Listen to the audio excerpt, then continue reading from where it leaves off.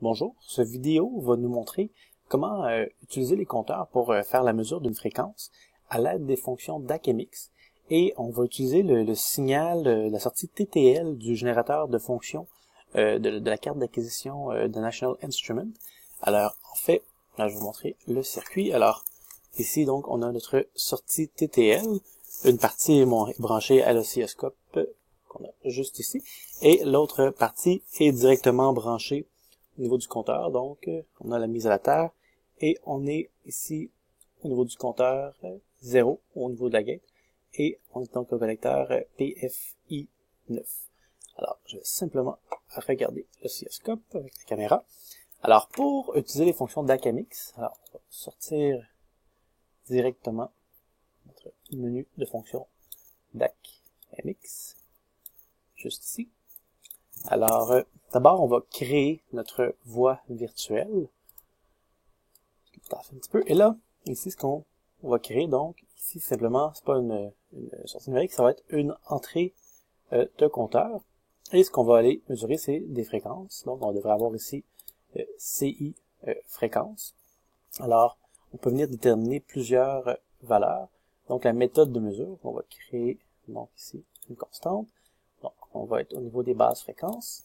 On va aussi aller donner, par exemple, des valeurs maximales et minimales en termes de fréquence. Alors, on peut mettre une constante ici et créer ici une autre constante.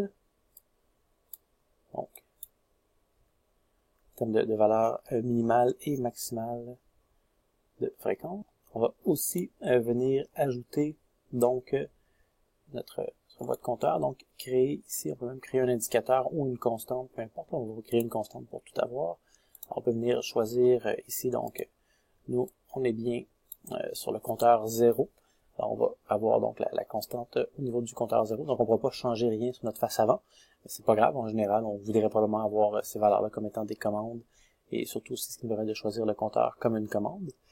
Alors, ensuite, on va venir donc tout simplement lire la fréquence. On va venir ici, utiliser pour lire la fréquence. Et là, encore une fois, c'est pas une valeur analogique. On n'est pas donc une tension analogique, ni numérique, on est vraiment au niveau du compteur. Et là, on a une seule voie, on a simplement un seul des compteurs qui est utilisé, donc, et on veut avoir un échantillon unique. On va avoir le compte à chaque fois, puis on va sortir en valeur double, tout simplement. Donc, on répète compteur, voie unique, échantillon unique, et on prend tout simplement la valeur ici, double. On pourrait mettre ça dans une boucle pour l'avoir, boucle while, pour l'avoir un peu en tout temps. Et on va simplement relier donc les tâches, les codes d'erreur. Le timeout est à la base 10 secondes. Là, on peut le laisser, on peut le relier pour avoir 10 secondes. Et on va aller sortir ça, juste ça ici.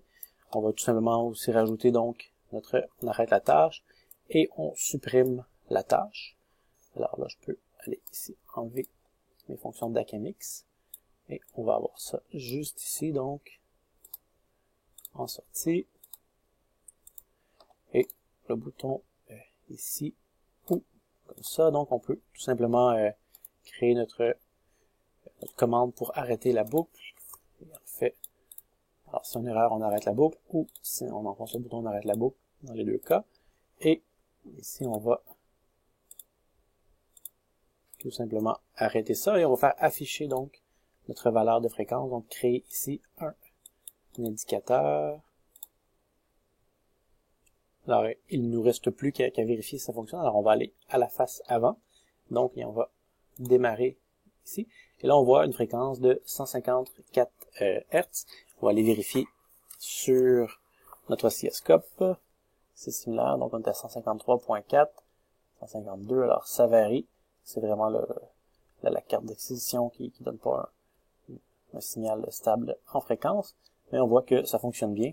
Et si je vais jouer ici avec mon petit bouton sur varier la fréquence, on voit vraiment que les fréquences se suivent, donc mon compteur mesure bien la fréquence qui est demandée. Donc je suis sorti de la plage de fréquence. Alors, si on retourne au VI, au niveau de la fonction DAC/MX, alors j'ai ma fonction ici qui crée ma voie, donc je dois spécifier que c'est une entrée de compteur. On va voir plus tard, même dans une autre vidéo, comment faire des sorties de compteur, c'est quand même assez pratique. Ici, donc, on va faire une lecture, d'où les lunettes sur le VI, et on va bien spécifier que c'est un compteur qu'on prend une seule voie et un seul échantillon, et comme à l'habitude avec les fonctions d'AKMX, il faut arrêter la tâche, et il faut ensuite supprimer cette tâche-là. Alors, c'est terminé pour cette vidéo.